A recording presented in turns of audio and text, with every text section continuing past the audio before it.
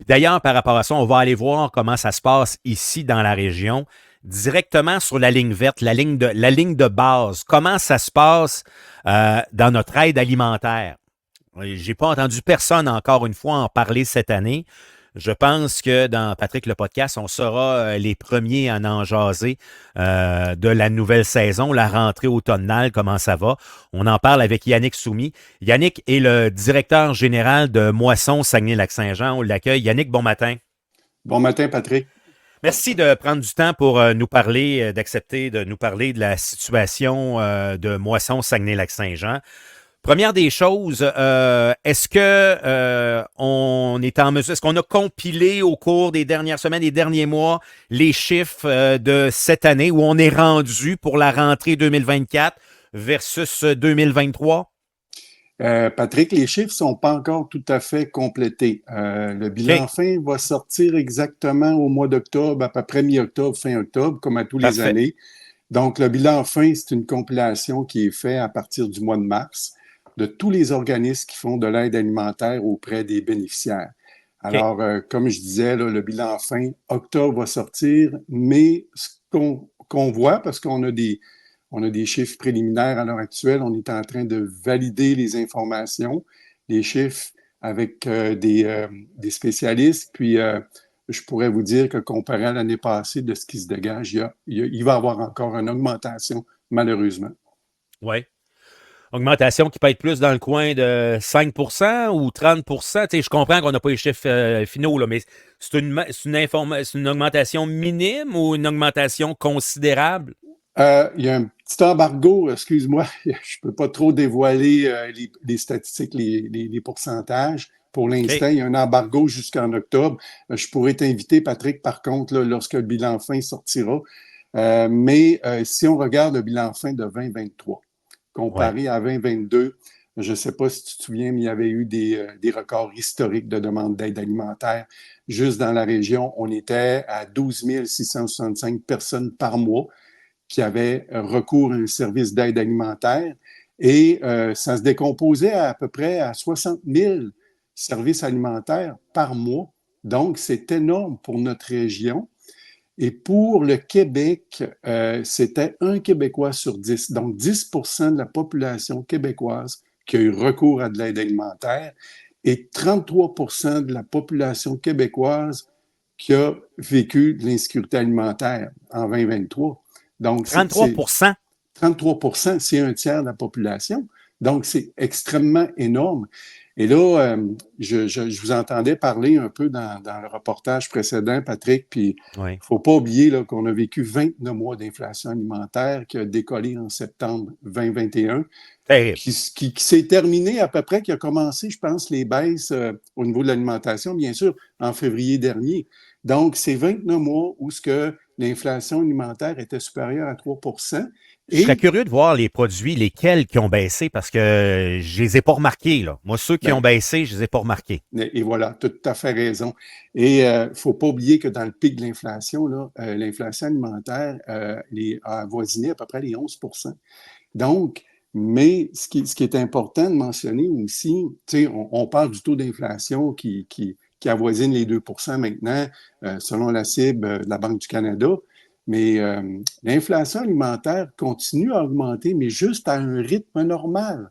Donc, c'est-à-dire que ça n'augmente plus de mois en mois de 10 d'année en année, mais de peut-être 3-4 environ. Donc, l'inflation continue à augmenter, pareil, au niveau de l'alimentation.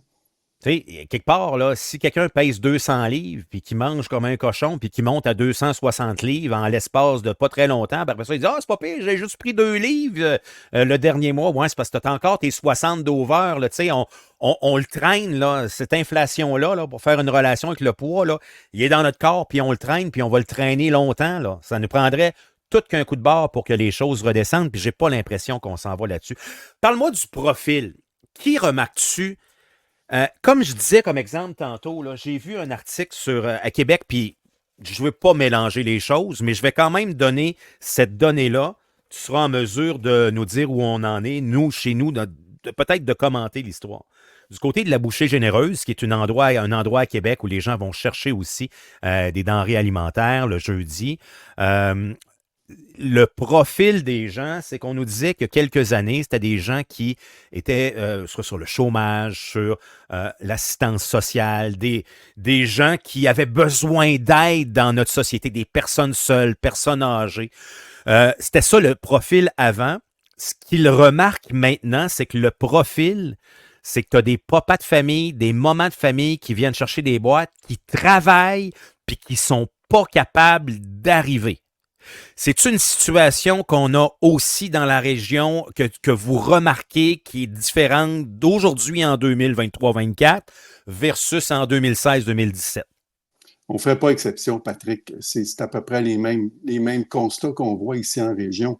Donc, ce qu'on entend dire des organismes qui travaillent sur le terrain auprès des gens, euh, c'est des gens qui sont sur le marché du travail, effectivement, de plus en plus, qui se présentent auprès des banques alimentaires pour chercher de l'aide. C'est des familles qui ont deux revenus. Mais quand on gagne à peu près 18 $, 20 de l'heure, on ne peut pas arriver. C'est quasiment impossible. Il faut couper à quelque part. Puis souvent, on va aller couper dans le budget alimentation parce que c'est un budget qui est facilement compressible comparé au logement. Donc, c'est là qu'on voit les statistiques alarmantes où ce que les gens vivent l'insécurité alimentaire. L'insécurité alimentaire, c'est couper un repas, c'est couper un aliment dans ton alimentation parce que tu n'as pas les moyens de l'acheter. Exemple, les légumes. Donc, c'est très, très... beaucoup de gens sont touchés par l'insécurité alimentaire au Québec. Alors, mais oui, c'est plus les gens qui avaient des contraintes sévères à l'emploi, qui recevaient des prestations d'aide sociale. C'est plus on retrouve encore ces gens-là, bien sûr, dans les statistiques, les gens âgés qui reçoivent des prestations gouvernementales, mais malheureusement, on voit apparaître de plus en plus des ménages qui sont sur le marché du travail, et ça, c'est inquiétant. Puis d'autant plus que on est dans une période économique, un ralentissement économique où ce qu'on voit, le taux de chômage a augmenté au Canada. Puis Ouais. j'ai regardé les statistiques en fin de semaine. 3 mois d'affilée, le taux de chômage au Saguenay-Lac-Saint-Jean qui augmente, qui est rendu à Oui. 3,7 %. Donc ça, c'est inquiétant parce que Qui est quand quand on... même plus bas qu'ailleurs au Oui, Canada, oui, mais heureusement. quand même, on monte Oui. pareil. Je fais partie de ceux-là qui sont sur le chômage présentement. C'est pas drôle. Ben, écoute, et puis tu sais, hein, Patrick, quand on est sur le chômage, on a une perte de revenus qui avoisine à peu près 50 %. Donc, comment est-ce qu'on fait pour arriver? Il faut couper à quelque part, malheureusement. Oui, oui, oui, oui, oui, oui, je vois Donc, ça. oui, on voit beaucoup de gens, malheureusement, là, qui se présentent dans les banques alimentaires, qui sont sur le marché du travail. Donc, c'est le travail qu'il faut faire, je te dirais, c'est une redistribution de la richesse, des salaires décents pour que les gens puissent vivre décemment. Comment vous faites présentement pour recevoir de la bouffe? Ça doit être plus dur qu'avant. Ça doit être tout qu'un casse-tête. Probablement qu'en 2009, ça rentrait à pocheter. Écoute, il y avait un conteneur. Ah, puis bon, ah ouais, c'est pas grave. Ça roulait. Ça devait rouler. Là, dans ma tête, me semble, ça devait rouler.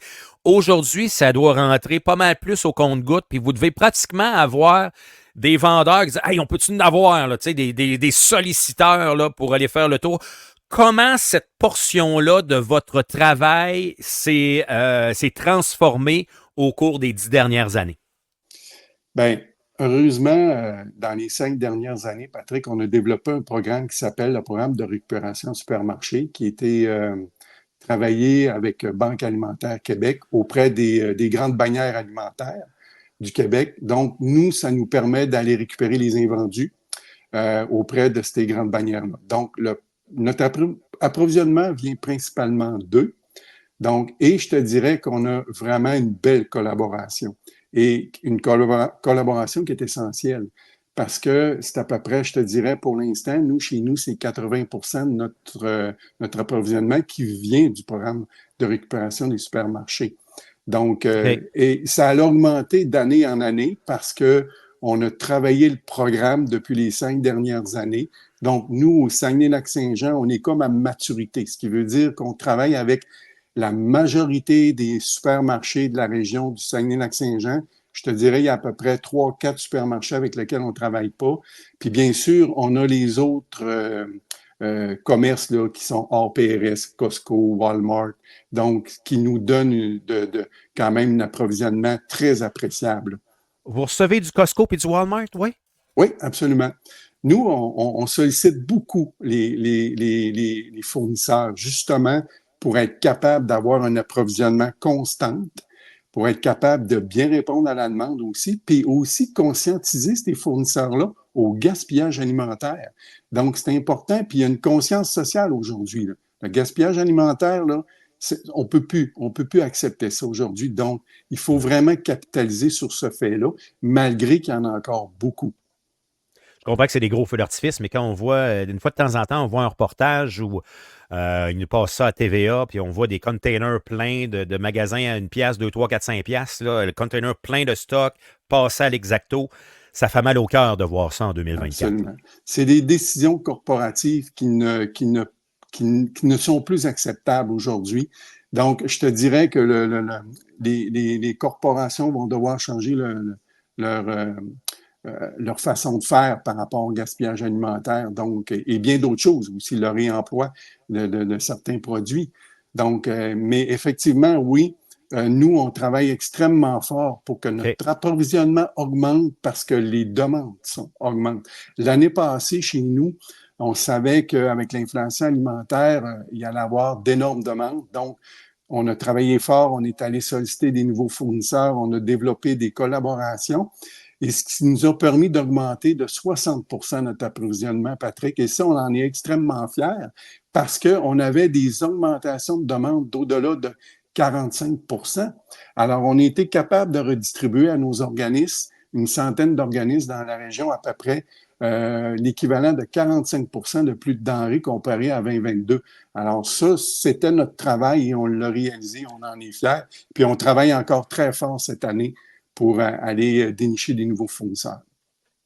Euh, Comment on fait pour avoir une boîte? Parce qu'à quelque part, je comprends aussi que l'idée de donner la marche à suivre, ça fait comme oh, il va y avoir encore plus de monde qui va venir chercher une boîte, là, je comprends. Comment on fait pour les gens qui se sentent dans le besoin, ils font comme hey, là, je pense que je suis à côté, là. Écoute, il y a peut-être des gens qui vont dire ah, moi, je travaille ma long de travail, puis je trouve que j'en arrachais. Écoute, je pense qu'en écoutant Pat un matin, je pense que je vais aller m'en chercher une au moins une fois par mois, une boîte pour m'aider, là. C'est quoi le processus? Parce que, comme tu disais, il y a des gens qui travaillent, qui vont s'en chercher. Il faut piler sur notre orgueil pour aller chercher ça. Puis, à la base, tu sais, tu veux peut-être pas le faire, puis tu veux pas savoir comment aller le faire. Mais si on donne l'information, il y a peut-être une couple de personnes que ça va les aider ce matin. Comment ça marche? Oui, ben, comme tu le disais, c'est pas toujours facile d'aller chercher de l'aide alimentaire. C'est humiliant, là. Surtout quand on travaille, mais écoutez, c'est pas de votre faute, là. C'est l'économie qui est comme ça, le système capitaliste qui fait en sorte que les lois du marché ne sont pas toujours efficientes. Alors, on est Capitaliste et victime. socialiste aussi à travers ça. Oui, Là, aussi. Tu as raison, Patrick. Donc, ce qu'on fait. Alors, souvent, les gens, ce qu'ils font, ils vont aller chercher de l'aide auprès de leur entourage, amis, parents. Maintenant, si ce n'est pas possible, alors à ce moment-là, moi, je vous dirais de communiquer avec l'entrepôt de Dolbeau, Moisson Saguenay-Lac-Saint-Jean, et on va vous rediriger vers les organismes, dépendamment dans quel secteur vous demeurez, et on va vous rediriger vers l'organisme qui œuvre dans votre secteur pour que vous puissiez avoir de l'aide alimentaire. Et n'attendez pas à la dernière minute, s'il vous plaît, parce que souvent, les organismes, eux, ils ont des contraintes aussi, hein, ils ont des heures qui sont un peu plus restrictives, ils travaillent avec des bénévoles, manque de ressources, donc les heures sont limitées. Donc, si possible, bien sûr, essayez d'appeler un peu d'avance là, pour être capable d'aller chercher l'aide alimentaire en temps requis. donc, autrement dit, l'entrepôt de Dolbeau ne Oui. donne pas de boîte. C'est ça? C'est redistribué via d'autres organismes ou ils en donnent eux aussi? Et voilà, nous, notre mission, c'est de récupérer, entreposer, redistribuer. Dans notre mission, on ne fait pas d'aide directe auprès des bénéficiaires potentiels, donc on laisse ça aux organismes. C'est les organismes qui sont bien structurés pour aider ces gens-là.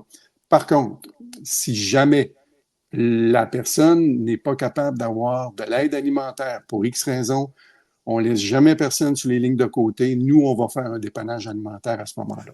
Ouais, OK, mais tu sais, ça peut être une semaine ou deux, là, mais rapidement, la personne va être redirigée vers un autre Oui, service, c'est ça? absolument. On fait le dépannage alimentaire à peu près pour 2 semaines d'aliments pour que la personne ait le temps de se retourner de bord, donc, et aller chercher l'aide externe qu'elle a besoin à ce niveau-là.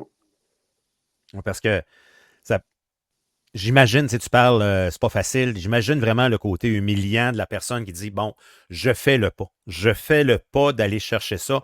D'un point de vue humain, là, d'un point de vue émotion, là, tu as l'impression de descendre bas en baptême quand tu t'en vas là, là. Absolument. Mais je vous dirais, c'est de ne pas attendre.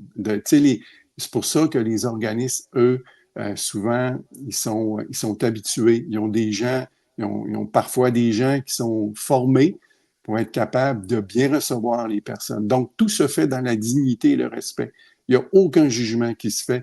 Donc, c'est pour ça que j'invite les gens de ne pas attendre. Si vous avez besoin, écoutez, informez-vous à quel endroit vous pouvez avoir l'aide alimentaire. Il y a les soupes populaires aussi. Donc, vous pouvez avoir un repas à peu de frais. Il y a un paquet d'organismes qui font de l'aide alimentaire sur le terrain. Je Puis, comprends. Je comprends que tu me dis, lâchez un coup de fil à Dolbeau, puis on va vous rediriger. Annick pose quand même une bonne question. Quels sont ces organismes? Est-ce qu'il y en a deux, trois? Tu sais, je comprends qu'on les nommera pas toutes, là, mais vite de même, est-ce qu'il y en a deux, trois qui te viennent en tête, puis pas parce que ouais. c'est des préférés ou quoi que ce soit, qu'on pourrait dire, ben, dans un par secteur, telle place, telle place, telle place? Oui, bien, à Dolbeau, Mistassini, vous avez toujours la soupe populaire aussi qui peut vous recevoir. Vous avez aussi le comptoir d'entraide à Dolbeau-Mistassini, le garde-manger à Mistassini exactement. Vous avez au prochain également à Mistassini. Donc, et il y a des organismes aussi qui sont situés là, à l'extérieur, à Albanel, Girardville, Saint-Thomas, Normandin. Il y a des frigos communautaires aussi. Donc, mais je ne les ai pas tous en tête, Non, malheureusement, non, là. c'est Mais sûr, c'est sûr, c'est il y en a sûr, un là. paquet. Écoutez, dans Maria-Chapdelaine, à peu près, la MRC Maria-Chapdelaine, Domaine du Roi, je vous dirais, il y a à peu près une trentaine d'organismes là, qui font de l'aide alimentaire. Donc, mais Ouais. comme je vous dis, 418-276-4291, option 1, on va pouvoir vous référer directement aux organismes qui vont vous donner de l'aide alimentaire. 418-276 4291, 42-91, poste 1. poste 1. Yannick Soumi, merci de nous avoir parlé et on attendra le rapport, mais on a compris que ça va être une grosse année cette année. On l'a compris à Encore, travers les mots. Merci Yannick. malheureusement. Merci, Patrick. Bonne Au journée. revoir. Bonne journée. Yannick Soumi, qui est le directeur général de Moisson Saguenay-Lac-Saint-Jean. Il ne voulait pas nous donner les chiffres, je comprends, parce qu'il y a un embargo. Puis en même temps, je rentre dans le média alternatif. Là. Yannick est très, très gentil d'accepter de me lâcher un coup de fil. Mais le point à travers ça, c'est qu'on comprend que ça va être, c'est pas compliqué, ça va être une année record. Parce que, tu sais, des fois, il faut lire entre les lignes. Là. Il l'a pas dit. Il l'a pas dit. Mais on comprend. Il nous l'a dit. Tu sais, Patrick, l'année passée, ça a été une grosse année. Hein? Bon, ça veut dire, comprends ce que tu as à comprendre, mon grand. Fait que ça va être aussi une très grosse année, puis une très grosse augmentation. Puis, n'hésitez pas. N'hésitez pas. Isabelle nous dit bravo, bon reportage. Elisette, bon sujet ce matin. Bien, c'est notre quotidien. Puis encore là, tu sais, moi, vous dire les vraies affaires, là. Non, non. Personnellement, je ne suis pas. Avec ma situation actuelle, je ne suis pas sur le bord d'aller me chercher une boîte, mais j'y pense. Mais tu sais, je me dis, le garde, j'ai une fifth wheel, j'ai un bateau de pêche. Tu sais, je dis, regarde, moi, je me dis, mais en même temps, c'est parce que dans ma situation, pour toutes sortes de raisons, je suis correct, puis il y a du chômage qui rentre, tu sais. Mais là, je parle de mon cas à moi personnellement. Mais tu sais, mettons que tu as une maison, puis là, ben, oui, tu as une maison. Tu dis, hey, j'irai pas chercher ça, j'ai une maison. Ouais, moi, c'est parce que ton taux d'intérêt qui était à 2,1 sur ta maison est rendu à 5,1, 5,2. Là, tu as une augmentation mensuelle de tes paiements, tout augmente. Tu sais, je disais l'exemple tantôt du chauffe-eau. J'en ai l'exemple du chauffe-eau tantôt. L'exemple du chauffe-eau où le changer, faire venir le plombier, avant, ça coûtait peut-être 1200, c'est rendu à 2000. Ben là, présentement, là, on souffre de tout ça. Là. Puis ça veut. Moi, là, le message que j'ai à lancer à travers ça, là, c'est pas parce que tu as une maison, puis tu as 2 skidoo dans le cours que tu utilises l'hiver, que tu peux pas aller chercher une boîte. Si tu es rendu là, vas-y. Vas-y. Pour toi, pour ta famille,